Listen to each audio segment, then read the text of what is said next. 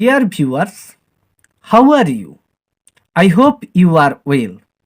Today we are going to discuss about class 10 lesson 4 My Own True Family is a poem. The poem is written by the Ted Hughes, whose full name is Edward James Ted Hughes. আহ, এই কবিতাটি শুরুর পূর্বেই আগে বলে রাখি যে my own true family একটি এমন এক ধরনের কবিতা যেখানে আমরা আমাদের পরিবারের ট্রু বলতে সত্যিকারের আমাদের পরিবারের সদস্য কারা হয়। আমাদের সত্যিকারের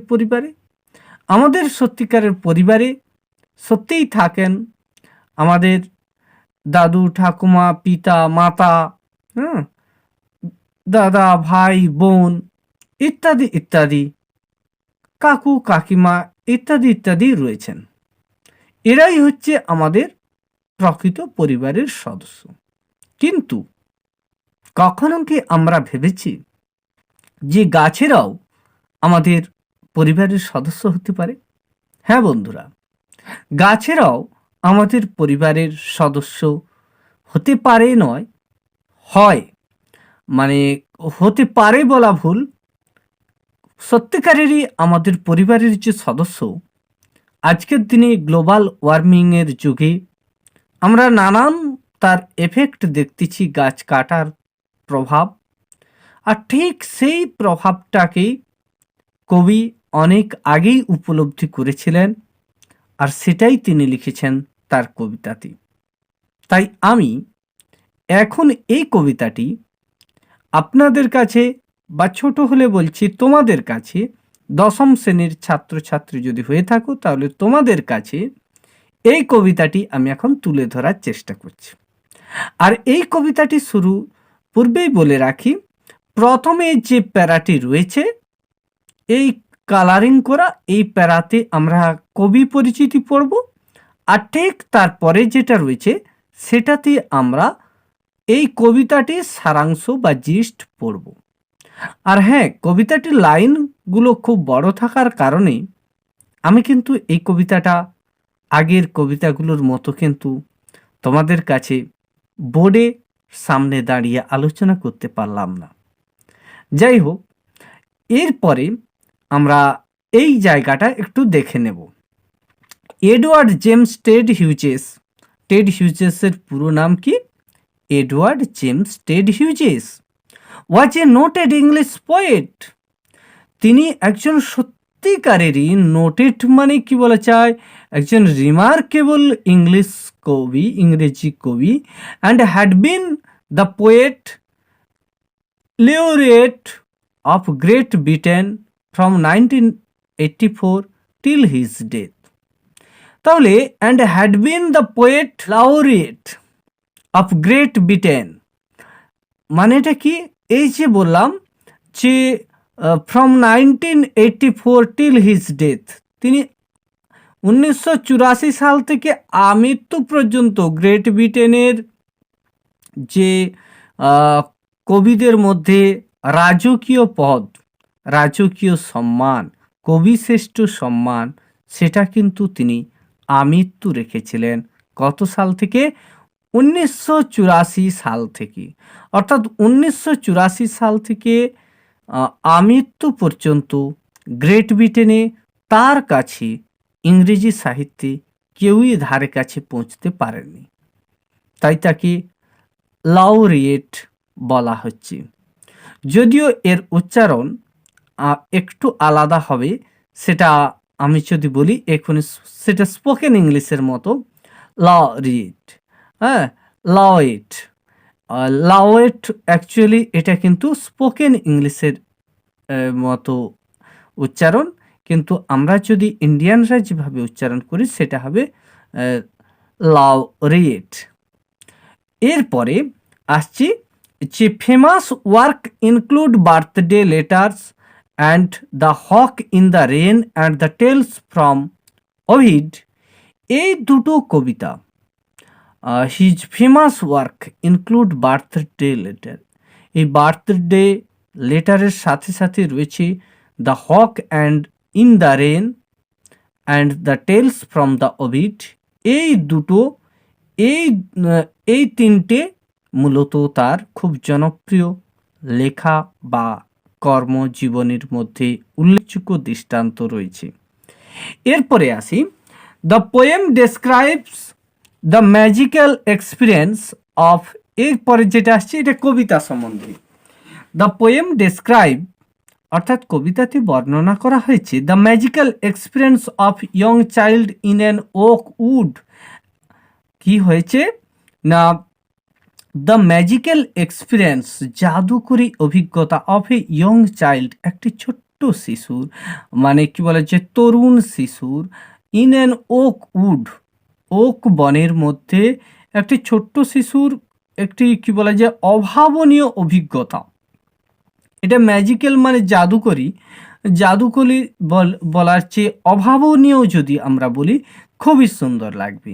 অ্যান্ড ইন্ডিকেটস দ্যাট, যাহা নির্দেশ করছে যে হিউম্যান বিইংস, মনুষ্য যে কার্যকলাপ, অ্যান্ড ট্রিজ মানে মানুষ এবং গাছেরা, should thrive as a single family, তারা কি না একই পরিবারের অন্তর্গত, তারা একই পরিবারের অন্তর্গত।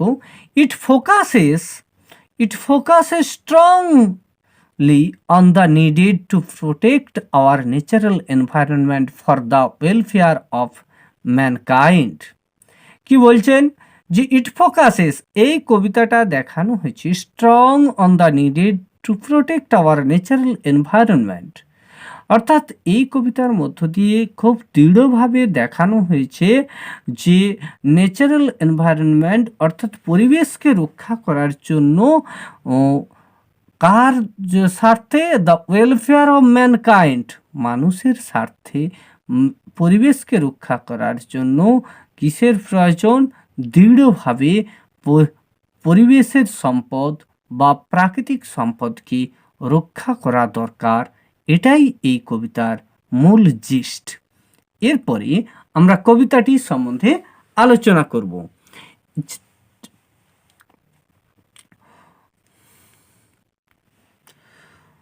Once I crept in an oak wood, I was looking for a stag।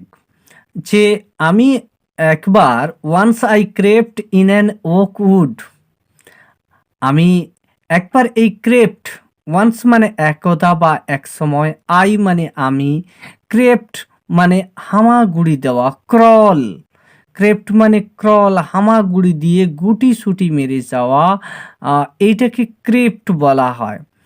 In an oak would, ওকের জঙ্গলের মধ্যে গিয়েছিলাম গুটি সুটি মেরে বা গুড়ু গুড়ু করে। I was looking for a stag, আমি কিসের জন্য গিয়েছিলাম, why I go to the oak wood, I go to the oak wood for looking a stag, অর্থাৎ কবি তার মেল হর্স, মানে কি বলা যায় এখানে আই বলতে অ্যাকচুয়ালি একজন শিশুকে বলা হয়েছে, কিন্তু শিশু না, শিশুর মধ্য দিয়ে আমার মনে হয় ওই কবি নিজেকেই উপস্থাপিত করেছেন। I was looking for a stag, আমি কিসের সন্ধানে গিয়েছিলাম, একটি হরিণের, যেটা পুরুষ হরিণ, স্ট্যাগ মানে পুরুষ হরিণ। আর তাহলে I meet an old woman, there I nobly stick and rag.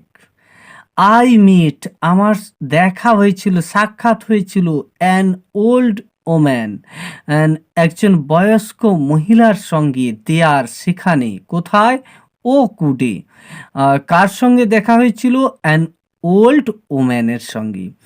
All নবলিস্টিক and rag, all নবলিস্টিক, এইখানে নবলি মানে হচ্ছে নবলিস্টিক, নবলি মানে কি না আনস্টেডিলি, স্টিক মানে ছড়ি বা লাঠি, তাহলে লাঠি কে ধরে নিয়ে চলে, যারা অসমর্থ হয়, যারা পারে না তারা কি করে, যারা দুই পায়ে চলতে পারে না তারা লাঠি ধরে নিয়ে চলে।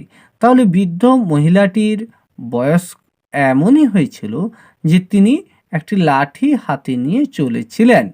অ্যান্ড র্যাগ, এবং র্যাগ মানে ছেঁড়া থলি বেসিস, অর্থাৎ থলি বলতে র্যাগড বা প্যাচড। এই র্যাগটির যদি জায়গায় আমরা মিনিং বলি, টর্ন ক্লোথও আমরা বলতে পারি। প্যাচড বা a piece of old torn cloth, এটাও আমরা বলতে পারি এই র্যাগটের জায়গায়। আর she said I have your secret here inside my little bag. তাহলে সি সেড, সেই মহিলাটি বলেছিল, আই হ্যাভ ইউর সিক্রেট, আমি জানি তোমার গোপন কথা, here inside my little bag, যেগুলো তোমার যে গোপন কথা সেগুলো আমার এই ঠিক ব্যাগের মধ্যে কি রয়েছে, লুক্কায়িত রয়েছে। দেন তাহলে আমরা কি পড়লাম প্রথম প্যারাতে, না once I crept in an oak wood, আমি যখন ঠিক মানে কি বলা যায়, গুড়ি মেরে ওক গাছের মধ্যে, ওক বনের মধ্যে প্রবেশ করছিলাম। I was looking for a stag, আমি কি জন্য গিয়েছিলাম, what is the purpose of going to Oakwood, my purpose was looking for a stag, my purpose was looking for a stag, অর্থাৎ একটি স্ট্যাগ বা হরিণকে, মেল হরিণকে আমার খুঁজতে যাওয়াই ছিল ওক বনে যাওয়ার আমার উদ্দেশ্য।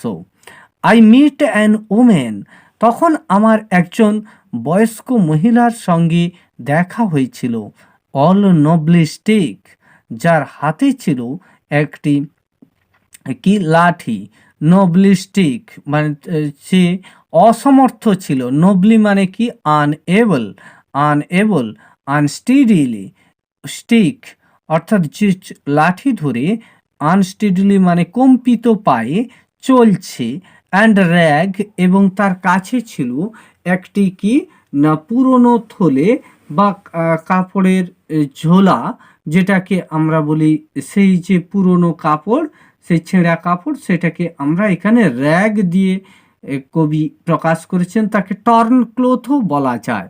টর্ন ক্লোথও এর মিনিং হিসেবে আমরা বলতে পারি। সি সেড, তিনি বলেছিলেন, I have your secret here inside my little bag, যে সে বলেছিল যে তোমার গোপন কথাটা, সি সেড, সে বলেছিল, I have your secret inside my little bag, আমার এই ছোট্ট ব্যাগের মধ্যে রয়েছে তোমার সব গোপন কথা। Then she began to cackle and I began to quake, তারপর সি বিগান, সে শুরু করলো, টু ক্যাকল মানে একটা কি ক্যাকল, একটা মানে কি বলছে মোরগের মতো ডাক, তবে এই যে ডাকটা, এই ডাকটা খুব একটা ভালো শোনায় না, উচ্চস্বর কিন্তু শোনায় না ভালো, এরকম একটা মোরগের মতো ডাক দিয়েছিল। And I began to quake, এবং আমি শুরু করলাম, কোয়েক মানে কি কম্পিত হতে, মানে খুব গুরুতরভাবে কম্পিত হওয়া, এমনভাবে কম্পিত হলাম, এই যে আর্থকোয়েক আমরা দেখি না, ভূমিকম্প, ঠিক এই রকমই কোয়েক শব্দটি সেখান থেকেই নেওয়া হয়েছে। অর্থাৎ আমি তখন, তিনি যা ওই যে ক্যাকল শব্দ করলেন, অর্থাৎ অট্টহাস্য একটা শব্দ, ও যেটা কি বলা যায় বেসুরো শব্দ, ও মানে খুব খারাপ লাগে শুনতে, ঠিক সেই রকম শব্দটা যখন করলেন, আমি তখন কম্পিত হতে লাগলাম। আর she opened up her little bag, তিনি তার সেই ছোট্ট ঝোলাটা খুললেন। And I came twice awake, এবং আমি দ্বিতীয়বার জেগে উঠলাম। টুয়াইস মানে দ্বিতীয়বার, অ্যাওয়েক মানে জেগে ওঠা। Surrounded by a staring tribe, আমাকে ঘিরে ফেলেছিল তখন কি স্টেয়ারিং মানে দীর্ঘক্ষণ কি বলা যায়, এক দৃষ্টি তাকিয়ে থাকে এরকম। ট্রাইবস মানে জাতি বা স্বপ্রজাতি। এখানে সারাউন্ডেড মানে ঘিরে ফেলা। সারাউন্ডেড মানে কি বললাম, ঘিরে ফেলা। এই সারাউন্ডেডের আরও আমরা ওয়ার্ড মিনিং বলতে পারি যে টু বি অল অ্যারাউন্ড, অর্থাৎ টু বি অল অ্যারাউন্ড আমরা বলতে পারি। By a staring tribes. Staring tribes মানে হচ্ছে কি না স্বজাতীয় নিজস্ব গোত্র, যেটাকে বলা হচ্ছে সেম ক্লাসে যারা রয়েছে তাদেরকে ট্রাইবস বলা হয় বা উপজাতি বলা হয়, মানে ট্রাইবস জাতি বলা হয়। স্টিয়ারিং মানে এক দৃষ্টি তাকিয়ে রয়েছে, দীর্ঘক্ষণ না চোখের পাতা ফেলে, মানে এক দৃষ্টি তাকিয়ে থাকা। এইরকম তাকিয়ে থাকাটাকে looking into the face for a long time, এইটা হচ্ছে স্টিয়ারিংয়ের আমরা বাংলা বলতে পারি looking into the face a long time.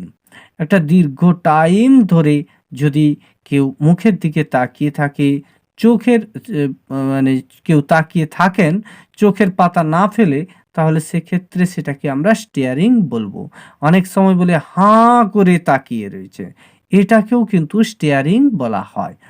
R and me tied to a stake, তাহলে আমাকে, মি এবং আমাকে, টাইড মানে বেঁধে রাখা হয়েছে, এ স্ট্যাক একটা কি দিয়ে, স্ট্যাক মানে এখানে আমরা খুঁটি বলতে পারি, এ পোল। এটা খুঁটির সাথে তাকে কি রয়েছে, বাঁধা রয়েছে। কাকে বাঁধা রয়েছে? কবিকে। এখানে বলছেন কবিকে, যদিও কবি এখানে একটি ছোট্ট ছেলের মাধ্যমে কবিতাটিকে উপস্থাপিত করছেন, তবে তিনি, আমরা বলবো যে তিনি নিজেই এখন আমরা ধরে নেব। তারপরে যেটা রয়েছে ঠিক এই জায়গাটা যদি আমরা দেখি, যে দে সেড, তারা বলল, যারা কবিকে ঘিরে রেখেছে, বা কবির জায়গায় যদি আমরা ছোট্ট শিশু ধরি, ওই শিশুটিকে ঘিরে রেখেছে, তারা বলেছিল, we are the oak trees, আমরা হচ্ছি কারা তোমাকে ঘিরে রেখেছি, ওক গাছেরা, and your own true family, এই আমরাই হচ্ছি তোমাদের পরিবারের প্রকৃত, আমরাই হচ্ছি তোমার প্রকৃত পরিবারের সদস্য। উই আর চপড ডাউন, আমাদেরকে কেটে ফেলা হয়। উই আর টর্ন আপ, আমাদেরকে ছিঁড়ে ফেলা হয়। You do not blink an eye, তোমরা একবার চোখ ফিরেও তাকাও না।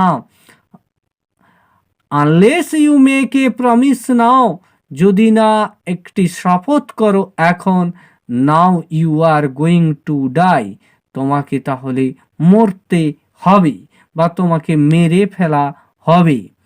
হোয়েনেভার you see an oak tree fell, যখন তুমি দেখবে যে একটা ওক গাছকে কি হচ্ছে না মারা হয়েছে বা কাটা হয়েছে, a sawyer now you will plan two, তখন তাহলে তোমাকে শপথ করতে হবে। সয়াব মানে শপথ, ওথ, ওথ করা, শপথ করা, কি করতে হবে, যে প্রমিস করা, তোমাকে কি করতে হবে, ইউ উইল প্ল্যান টু, তখন তোমাকে দুটো গাছ লাগাতে হবে।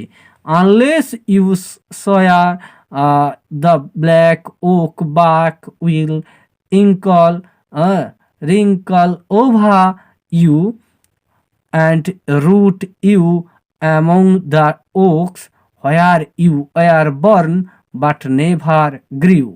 তাহলে কি হয়েছে, unless you saw the black oak bark, যদি তুমি না শপথ করো, আনলেস মানে যদি না, ইফ ইউ নট, সয়া মানে শপথ করো, দ্য ব্ল্যাক ওক বাক, তাহলে ওই যে ওক গাছ, কালো গাছ, ওক গাছের ছালগুলো, will wrinkle you over you, তোমাকে ঘিরে ফেলবে। রিঙ্কল মানে মোচড় দেওয়া, ওভার ইউ তোমার চারদিকে ঘিরে তোমাকে কি করবে, ওভার ইউ তোমাকে চাপা দিয়ে দিবে, and root you among the oaks এবং তোমাকে শিকড়ের মধ্যে নিয়ে চলে যাবে, where you were born but never grew যেখানে তুমি জন্মগ্রহণ করতে পারবে, যেখান থেকে তুমি জন্মগ্রহণ করতে পারবে কিন্তু বেড়ে উঠতে পারবে না। এই কবিতাটির প্রতিটি লাইন যদি আমি ব্যাখ্যা করি তাহলে খুব সময় লেগে যাবে। আমি জাস্ট পড়ে মানে বলে দিচ্ছি, আর একটু সময় নেব কবিতাটি পড়ার পরে লাইন বাই লাইন একটু ব্যাখ্যা করার অনুরোধ থাকবে, শুধু সাথে থাকার। কারণ এই কবিতাটি আমি যেভাবে ব্যাখ্যা করে তুলে ধরব তাতে তোমাদের কাছে কোনো জায়গায় অস্পষ্ট থাকবে না আশা রাখছি। এর পরের পৃষ্ঠাতে আমরা দেখব, দিস ওয়াজ মাই ড্রিম, এটাই ছিল আমার স্বপ্ন। এটা ছিল দিস ওয়াজ মাই ড্রিম মানে কি, এতক্ষণ যেটা আমরা কবিতাতে পড়লাম সেটা ছিল কবির স্বপ্ন। বিনিথ দ্য বোজ মানে কাঁধের নিচে, বিনিথ মানে নিচে, আন্ডার, দ্য বো মানে কি শাখা প্রশাখা, boughs, the dream that altered me সেই স্বপ্ন যেটা আমাকে পরিবর্তিত করেছিল, হোয়েন আই কেম, অল্টার্ড মানে চেঞ্জ করা আমরা বলতে পারি, আর ড্রিম মানে কি স্বপ্ন। When I came out of the oak wood যখন আমি ওক বন থেকে বেরিয়ে এসেছিলাম বা ওকের জঙ্গল থেকে বেরিয়ে এসেছিলাম, back to human company, back to human company মানে যখন আমি মনুষ্য জগতে ফিরে এলাম, my walk was the walk of a human child আমার চলাফেরাটা ছিল মনুষ্য শিশুর মতো। এইখানে বুঝলাম যে কবি নিজেকে একজন শিশুর সঙ্গে তুলনা করেছেন। তাই আমরা এতক্ষণ আমিও কবি কবি বলে এলাম। কারণটা কি, কবিতার শেষে এসে তিনি বলছেন যে I was a human child, আমি ছিলাম একজন মনুষ্য শিশু। My walk was the walk of a human child, আমার চলাফেরাটা তখন একজন মনুষ্য শিশুর মতো হলো। But my heart was a tree, কিন্তু আমার হৃদয়টা হয়ে গেল, রয়ে গেল, থেকে গেল একটা কি কাদের মধ্যে, গাছেদের মধ্যে। এখন এই কবিতাটি আমি আরেকটু ব্যাখ্যা করার জন্য সময় চেয়ে নিচ্ছি। যে এই জায়গাটি যদি তোমরা একটু ভালো করে বুঝে নাও যে কবিতাটাতে বেশ কিছু মনুষ্য জগৎকে শিক্ষা দেওয়ার মতো কথা বলা রয়েছে কবিতাতে। প্রথম আমি বলছি, দেখো যে এই জায়গায় যে একজন বৃদ্ধ মানুষকে উপস্থাপিত করেছেন কবি। কারণটা কি, কবি গেছেন কোথায়, ওক বনে। ওক বন হচ্ছে কি না এক ধরনের বন, অর্থাৎ উদ্ভিদরা মানুষের যে উপকার করে সেটা বোঝাতে তিনি প্রথমেই তার কবিতাতে নিয়ে আসছেন উদ্ভিদ জগৎকে বা একটি অরণ্যকে, সেটা ওক গাছের মাধ্যমে। আর দ্বিতীয়ত তিনি একজন বয়স্ক মহিলাকে উপস্থাপিত করেছেন। কারণ কি, বয়স্করা আমাদেরকে বয়স্করা অনেক জ্ঞানবান হন, অনেক বুদ্ধিমান হন, আর তিনারা আমাদেরকে সঠিক পথে সৎ পথে পরিচালিত করেন। তাঁদের উপদেশ আমরা তাই শুনে চলি। তাই এখানে কবি একজন বয়স্ক মহিলাকে উপস্থাপিত করেছেন যিনি চলতেও পারছেন না ঠিকঠাকভাবে, আর তিনি পরেও রয়েছেন ছেঁড়াছিঁড়ি বস্ত্র, কোনো রূপসজ্জার বস্ত্র নয়। আর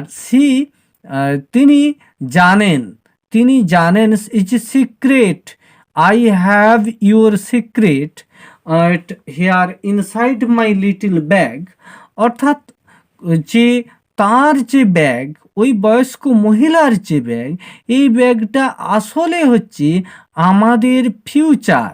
এই ব্যাগটা কিসের, মাই লিটল ব্যাগ মানে বলছেন যে তার যে কথাটা, সেই কথাটা হয়তো খুব ছোট্ট কথা, কিন্তু সেটাই হচ্ছে আমাদের ভবিষ্যতের জন্য খুব প্রয়োজনীয়। এই লাইনের দ্বারা কবি এখানে এটাই বোঝাতে চেয়েছেন। Little bag indicated that little words of the old woman which is valuable for our society, এটাই এখানে প্রকাশ করছেন। আর আর সি বিগান টু ক্যাকল, এই যে শব্দটা করছেন, গাছেরা মানে কি বলা যায়, বয়স্ক মানুষদের কথা, এইখানে যে ক্যাকল শব্দটির দ্বারা বয়স্ক মানুষদের কথা আমাদের কাছে হয়তো কর্কশ লাগতে পারে, খারাপ লাগতে পারে, আরে কিন্তু তার কথার যে ভ্যালু, সেই কর্কশ কথারও যে কত ভ্যালু রয়েছে, সেটা কিন্তু আমরা এই কবিতাটা পড়ে বুঝতে পারলাম। আর এই যে বলছেন না, she opened her little bag, অর্থাৎ তিনি তার জ্ঞানের যে ব্যাগটা, জ্ঞানের যে তার অভিজ্ঞতার যে ব্যাগটি রয়েছে, সেই নলেজ ব্যাগটি তিনি খুলেছেন। এখানে লিটল ব্যাগটি আসলে ওই বয়স্ক মহিলাটির ছিল জ্ঞানের ব্যাগ বা নলেজ ব্যাগ। আর আই কেম টুয়াইস অ্যাওয়েক বলতে তিনি তার বলতে কবির এখানে জ্ঞান চক্ষু খোলা হয়েছে। আর তাই এখানে টুয়াইস অ্যাওয়েক, দ্বিতীয়বার জেগে ওঠা, দ্বিতীয়বার পুনর্জন্ম লাভ করা, বা এটাকেই টুয়াইস অ্যাওয়েক বলা হয়েছে, মানে দ্বিতীয়বার জাগিয়ে তোলা। দ্বিতীয়বার জাগিয়ে তোলা মানে কি, মানুষকে সচেতন করা, কনসার্ন করা হয়েছে। সারাউন্ডেড বাই স্টিয়ারিং ট্রাইবস, আমাদের চারিদিকে রয়েছে, এই জায়গাটার মানেটা হচ্ছে, অন্তর্নিহিত অর্থটা আমি বলছি যে সারাউন্ডেড বাই স্টিয়ারিং ট্রাইবস মানে হচ্ছে আমাদের চারিদিকে রয়েছেন কারা না, যে সমস্ত গাছপালারা তারা আমাদেরই স্বজাতীয় ট্রাইবস, তারা অন্য কেউ নয়, তাই কিন্তু মাই ওন ট্রু ফ্যামিলি বলা হয়েছে। অ্যান্ড মি এবং টাইড টু এ স্ট্যাক, এবং মি বলতে কবিকে এখানে খুঁটির সঙ্গে টাইট করে বেঁধে রাখা হয়নি। আসলে ওই যে উপজাতি বা গাছেদের সঙ্গে মানুষের, শুধু কবির নয়, কবি এখানে নিজের মধ্য দিয়ে মানব সভ্যতাকে উপস্থাপিত করেছেন, তাই বারে বারে আই মি এই কথাগুলো বলছেন। আসলে তিনি কেউ একা নন, বা ওই ছেলেটিও একা কেউ নয়, ওই ছেলেটি বা কবি কিন্তু এই সমাজেরই মানুষের চরিত্র, মানুষের প্রতিচ্ছবি হিসেবে, প্রতীকী হিসেবে ব্যবহার করা হয়েছে। মানুষের প্রতীকী হিসাবে মানে আমাদের সমাজে মানুষের প্রতীকী হিসাবে ওই ছেলেটিকে, ওই মানুষটিকে বা কবিকে এখানে তুলে ধরা হয়েছে। তাই খুঁটির সঙ্গে বাঁধা নেই, বাঁধা রয়েছে এই সমাজের সাথে। আসলে স্ট্যাকটা হচ্ছে সমাজ বন্ধন, টাইটটা হচ্ছে বাঁধা রয়েছে, আর স্ট্যাকটা হচ্ছে কি society. Society, here society indicates not human beings but also the beings of কি বলা যায় যে দ্য প্ল্যান্টস, উদ্ভিদেরও রয়েছে কি না, যে উদ্ভিদেরও দাম রয়েছে আমাদের সমাজে, সেটা এখানে ব্যাখ্যা করা হয়েছে।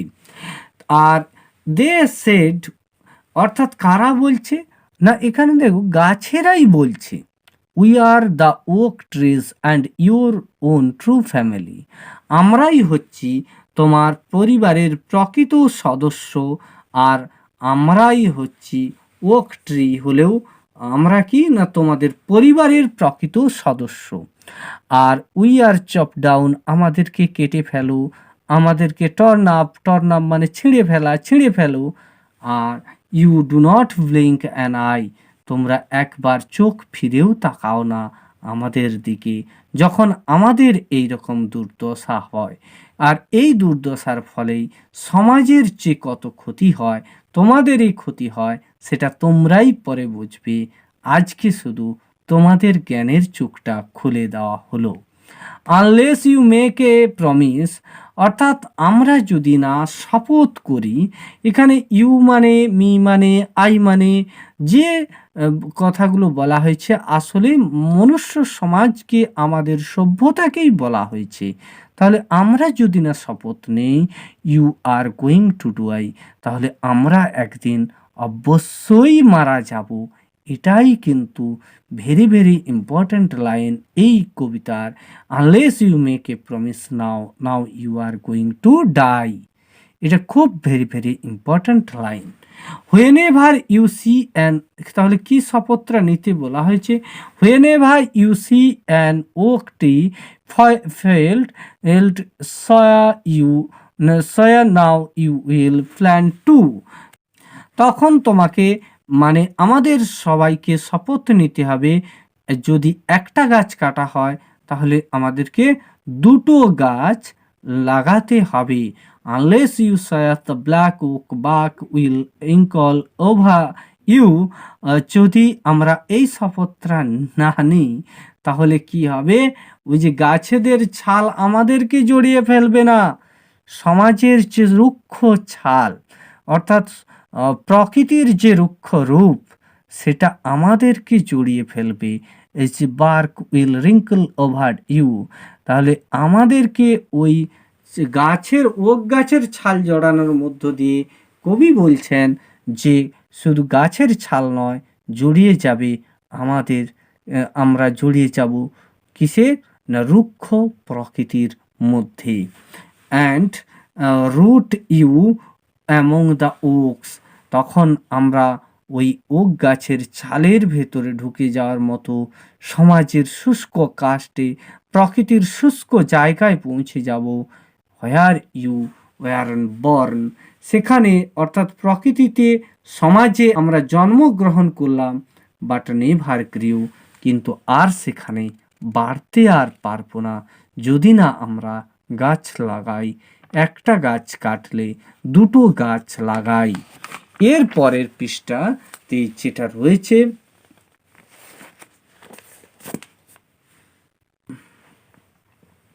This was my dream beneath the boughs, তাহলে কবির এটা স্বপ্ন নয়, স্বপ্নটা ছিল কার? না আমাদের। অর্থাৎ এটা আসলে স্বপ্ন নয়, কবি এটা বলছেন এই ড্রিম শব্দটির দ্বারা ভবিষ্যৎ, অর্থাৎ আমাদের যে ভবিষ্যৎ কত খারাপ সিচুয়েশানে যেতে চলেছে, কবি সেটাই এই ড্রিম শব্দটির দ্বারা প্রকাশ করেছেন। আসলে ড্রিম নয়, এটা ছিল মনুষ্য সমাজের ভবিষ্যৎ। The dream that altered me, তাহলে এই স্বপ্নটার দ্বারা, এই ভবিষ্যতের দ্বারা অল্টার্ড মি নয়, অল্টার্ড কবিকে পরিবর্তন হতে হবে না, কবির সাথে সাথে আমাদের মনুষ্য সমাজকে কিন্তু পরিবর্তিত হতে হবে।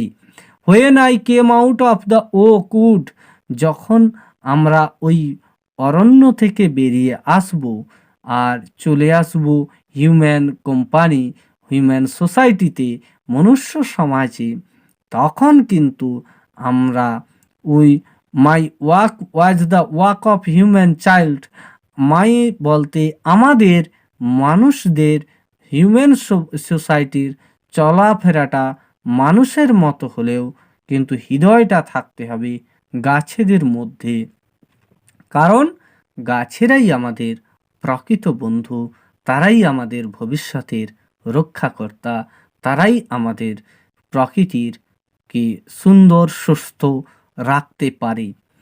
এরপরে আমরা এক্সারসাইজগুলো একটু আলোচনা করব।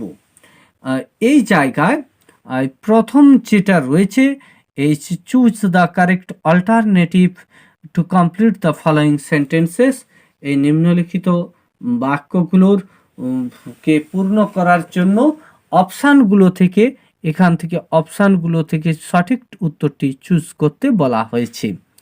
এখন প্রথম রয়েছে ক্রিফ in an oak the poet was looking for a, যে ওক গাছেদের মধ্যে গিয়ে কবি কি খুঁজছিলেন?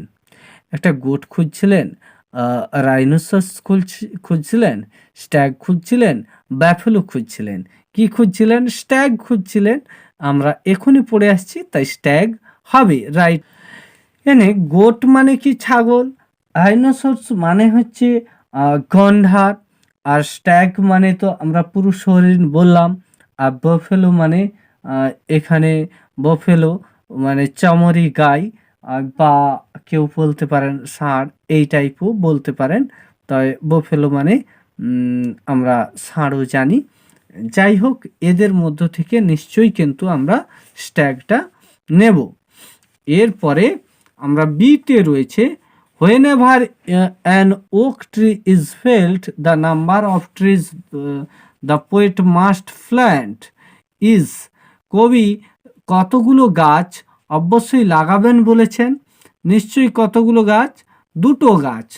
দুটো গাছ কবি লাগাবেন বলেছেন, তাই অবশ্যই আমাদের কিন্তু 2, 3, 4, 5 এর মধ্যে থেকে 2টা রাইট অ্যান্সার হবে।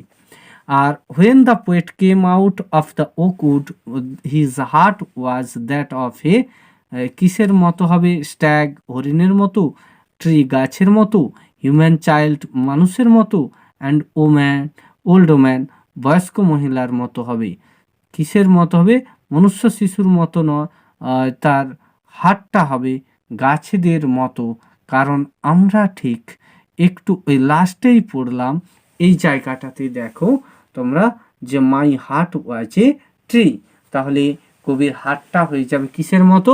ট্রি বা গাছের মতো। এর পরের পৃষ্ঠাতে আমি একটু দেখতে বলবো যেগুলো রয়েছে, যে state whether the following statements are true or false, provide sentences, phrase, words in support of your answer। অর্থাৎ আমাদের উত্তরের সপক্ষে আমাদেরকে বাক্য অথবা ফ্রেজ অথবা ওয়ার্ডস লিখতে হবে। এখন আমরা প্রথম যেটা দেখব, যদি অ্যান্সারটা ট্রু হোক আর ফলস হোক, তাহলে উত্তরের সপক্ষে আমাদেরকে অবশ্যই সাপোর্টিং লাইন বা মানে স্টেটসম্যান হিসেবে আমাদেরকে ফ্রেজ, ওয়ার্ডস বা বাক্য লিখতে হবে, সেন্টেন্স লিখতে হবে। Old woman held the poet's secrets in her little bag. Old woman's helds poet's secrets in her little bag. সত্যি কথাই যে বয়স্ক মহিলাটির লিটল ব্যাগের মধ্যেই কিন্তু কি ছিল? কবির গোপন কথাটি ছিল। তাই এটি ট্রু হবে, এবং এর সাপোর্টিং স্টেটসম্যান হিসেবে আমরা ঠিক এই জায়গাটা লিখতে বলবো, আমি লিখতে বলবো এই জায়গাটা আমি একটু লিখতে বলবো, যে I have your secret here inside my little bag. এই জায়গাটা আমি একটু লিখতে বলবো। এরপরে আমরা দ্বিতীয়টি দেখব। দ্বিতীয়টি যদি আমি দেখি, দ্বিতীয়টিতে রয়েছে, দেখো, যে the tree tribes said that poet is bothered to see that chopping down of oak trees. The tree tribe said, গাছেদের উপজাতি বলছিল না বয়স্ক মহিলাটি বলছিল? বয়স্ক মহিলা। যে that the poet is bothered, কবি খুবই ক্লান্ত হয়ে পড়েছেন, to see the chopping down of oak trees, মানে ওই ওক গাছেদের কাটা দেখতে দেখতে কবি নাকি ক্লান্ত হয়ে পড়েছেন। এ কথাটা কি ঠিক? আদৌ ঠিক না। আমরা কবি হোক আর আমরা হোক, কেউই আমরা দেখি না, এই কথাটি বলা হয়েছে। কারণটা কি আমরা তাহলে একটু দেখে নিই। আমি ঠিক এই জায়গাটা দেখতে বলবো। এই জায়গাটা দেখো, যে we are chopped down, we are torn off, you do not blink an eye। এই লাইনটাতে তাহলে আমরা কি করি না? আমরা একেবারে তাদের দিকে ঘুরেও তাকাই না। তাহলে এই কথাটি ফলস ছিল, আর আমরা ফলস লিখে ঠিক একেবারে উই থেকে আই পর্যন্ত সাপোর্টিং স্টেটসম্যান হিসেবে লিখে দেব। আর ঠিক এরপরে রয়েছে দেখো, যে the poet never came out of the oak. The poet never came out বলছে, যে কবি বলছেন কি না, the poet never came out of the oak wood, কবি কখনোই কি ওক গাছের জঙ্গল থেকে বেরিয়ে আসেননি? এ কথাটা কি ঠিক? না, এটা ফলস। কারণ কি, আমরা কবিতার শেষেই দেখলাম, আমি একটু শেষের জায়গাটাতে নিয়ে যাচ্ছি। এই জায়গাটাতে তোমরা দেখো যে when I came out of the Oakwood back to human company. তাহলে এই লাইনটির দ্বারা প্রকাশিত হচ্ছে যে কবি ওক গাছের জঙ্গল থেকে বেরিয়ে এসেছিলেন। এরপরে আমাদের কাছে 3টে প্রশ্ন রয়েছে। এই প্রশ্ন 3টে আমরা উত্তর দেওয়ার চেষ্টা করব। যে when did the poet came out, when did the poet came twice awake, কবি কখন দুবার জেগে উঠেছিল? আমরা এই প্রশ্নটিকে লিখতে পারি the poet came twice awake, বা when the old woman open his rag or little bag, আমরা কি বলতে পারি? The old woman opened her little bag, then the poet came twice awake.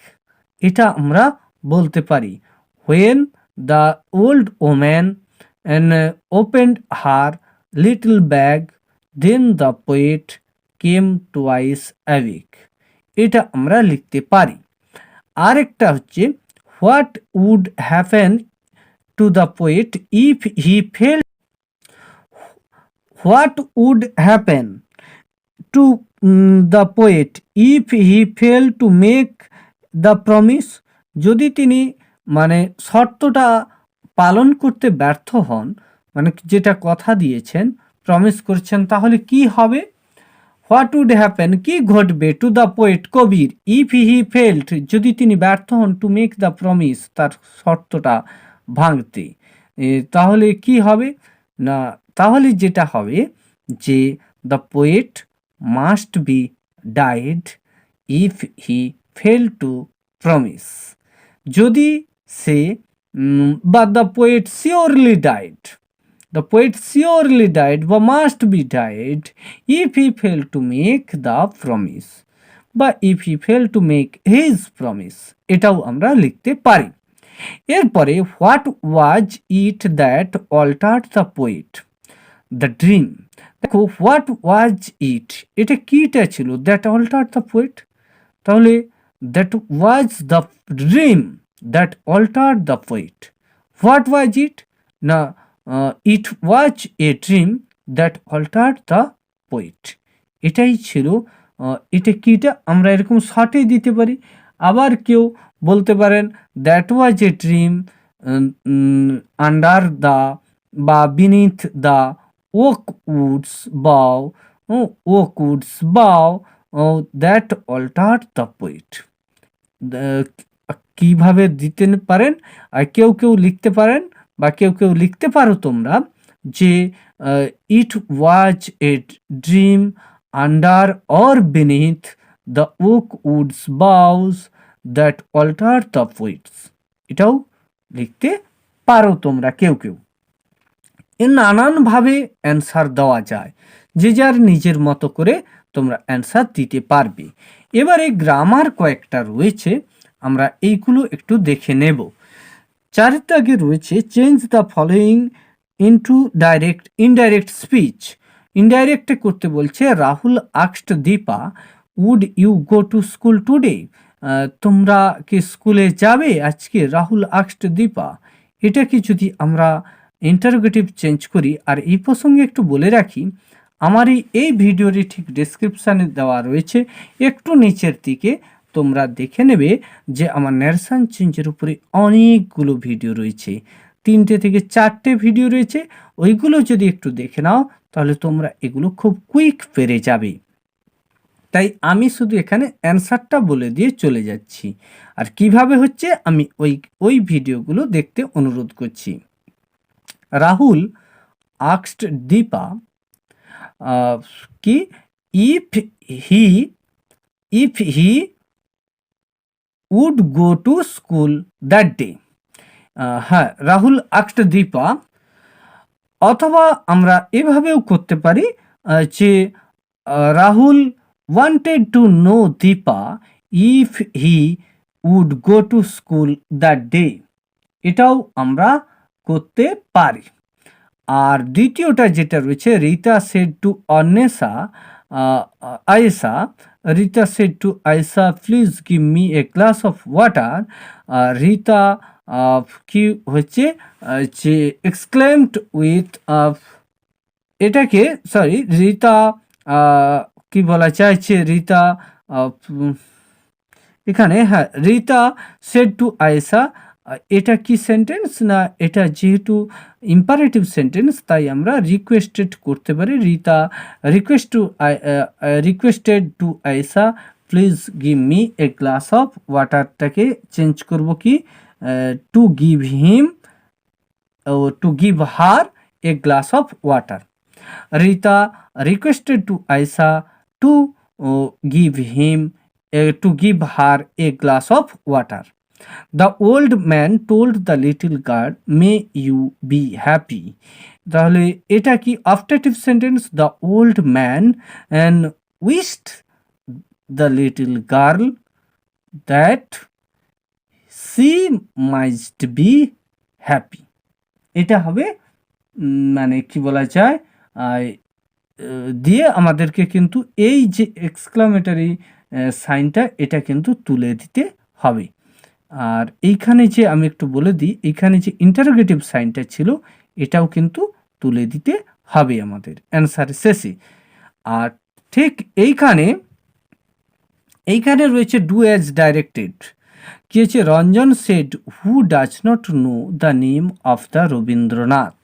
এটাকে চেঞ্জ ইন্টু অ্যাফার্মেটিভ সেন্টেন্স করতে বলছি। দেখো change into affirmative sentence করতে বলা হয়েছে। এটাকে আমরা যদি অ্যাফার্মেটিভ করি কি হবে, যে হু ডাজ নট নো, তাহলে everybody knows the name of Rabindranath Tagore, এটাই হয়ে যাবে যে রঞ্জন সেড বা told that, everybody knows, Ranjan said বা টোল্ড করতে পারি that everybody knows the name of Rabindranath Tagore বা রবীন্দ্রনাথ। এরপরে রয়েছে Sangeeta runs faster than any other girl in her class, rewrite using the positive degree of faster. ডিগ্রির উপরেও আমার ভিডিও রয়েছে, একটি ভিডিও রয়েছে, সেই ভিডিওটিও দেখার অনুরোধ থাকলো সবার কাছে। যারা তোমরা দেখছো ভিডিওটা অবশ্যই ডিগ্রির উপরে ওই ভিডিওটা দেখো, দেখলে কিন্তু তোমরা এটাও খুব শীঘ্রই পেরে যাবে। Sangeeta runs faster than any other girl in her class, এটাকে যদি রিরাইট করি ফাস্টার দিয়ে, অর্থাৎ পজিটিভ ডিগ্রি যদি করি ফাস্টারের জায়গায়, তাহলে কি হবে না, দেখো আমি ওইখানে বলেছি, খুব ক্লিয়ারলি বলেছি, আর শুধু এখানে অ্যান্সারটা বলে দিচ্ছি যে no other girl in the class run as fast as Sangeeta, এটাই হবে অ্যান্সার। যে কি বললাম, নো আদার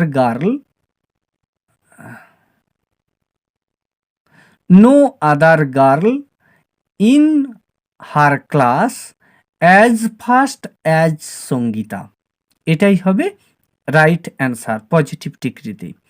কৌশিক, পরেরটা রয়েছে কৌশিকী, আচ্ছা হ্যাঁ, Kaushiki blamed her friend for the trouble. এটা কি বলা হয়েছে, rewrite using the noun form of blamed. ব্লেমটা ভার্ব রয়েছে, এটাকে নাউন করতে বলা হয়েছে। এটাকে তাহলে আমরা একটু ঘুরিয়ে লিখব কিভাবে, দেখো এইখানটা আমরা লিখব Kaushik put the blame for her, বলা চায় Kaushik put the blame on her friend. আমরা এইভাবে লিখে দেবো Kaushik put the blame on her, put the blamed নয় কিন্তু ডি থাকবে না, blame, put the blame on her friend for the trouble, এইটা আমরা শুধু লিখে দেব, ব্যাস কমপ্লিট। এবারে আমাদেরকে যে রাইটিং স্কিলটা দেওয়া রয়েছে, একটি নোটিশ রয়েছে, নোটিশের নিয়ম যদি তোমরা জানতে চাও বা নোটিশ কিভাবে লেখা হয় কমেন্ট সেকশানে অবশ্যই আমি নোটিশের ওপর ভিডিও নিয়ে পরে আসব। আর এখানে যেহেতু নোটিশ দেওয়া রয়েছে মিউজিক কম্পিটিশানের উপরে, সেটা পড়ে তোমাদেরকে একটু বোঝার অনুরোধ থাকলো। অবশ্যই আসছি, অবশ্যই পরে নোটিশের অবশ্যই একটি ভিডিও নিয়ে আসব। আর এই ঠিক শেষে ৭-এর দাগে তোমার দেওয়া রয়েছে একটি নোটিশ লিখতেও বলা রয়েছে যে তুমি ধরো একটি স্কুলের ক্লাব সেক্রেটারি, স্পোর্টস ক্লাব মানে খেলাধুলার ক্লাবের সেক্রেটারি রয়েছেও, আর তোমাকে ঠিক এই আন্তঃস্কুল প্রতিযোগিতা ইন্টার স্কুল ডিস্ট্রিক্ট স্পোর্টস কম্পিটিশানের জন্য তোমাকে একটা নোটিশ দিতে হবে স্কুলের নোটিশ বোর্ডে, যাতে সকল ছাত্রছাত্রীরা তোমার এই কম্পিটিশানে অংশগ্রহণ করে। আর কোথায় কখন হবে এইখানে বলা রয়েছে, দেখো যে কোথায় কখন হবে, কোন কম্পিটিশান, ঠিক সেগুলো কি কি কম্পিটিশান হবে কম্পিটিশানগুলোকে লিখে রাখতে বা ওখানে মেনশান করতে বলা হয়েছে। আর your notice should be countersigned by the headmaster or headmistress of your school। তাহলে আমাদের স্কুলের অবশ্যই হেডমাস্টার বা হেডমিস্ট্রেসের দ্বারা এটা কাউন্টারসাইন্ড হতে হবে। অফিস মানে স্কুল নোটিশের ক্ষেত্রে এটা বাধ্যতামূলক, ক্লাব নোটিশের ক্ষেত্রে নয়। অবশ্যই নোটিশের নিয়মে আমি সেটা বলে দেবো। আর তোমাদের এখানে রয়েছে নোটিশগুলো কিভাবে লিখতে হয়, একটু যদি তোমরা এই জায়গাটা পড়ে নাও তাহলেও তোমরা বুঝতে পারবে। আমি আর ভিডিও লেন্থ বড় করছি না। Thank you, hope see you again. আর আমার সঙ্গে এতটা সময় দেওয়ার জন্য সবাইকে ধন্যবাদ আরেকবার জানাচ্ছি। আর জানি পরবর্তী ভিডিওতে অবশ্যই দেখা হচ্ছে। আর যারা এখনও স্টেপ প্লাস চ্যানেলটিকে সাবস্ক্রাইব করো না তাদেরকে অবশ্যই সাবস্ক্রাইব করার, আর যারা করেছেন বা করেছো তাদেরকে অবশ্যই অশেষ ধন্যবাদ জানাচ্ছি।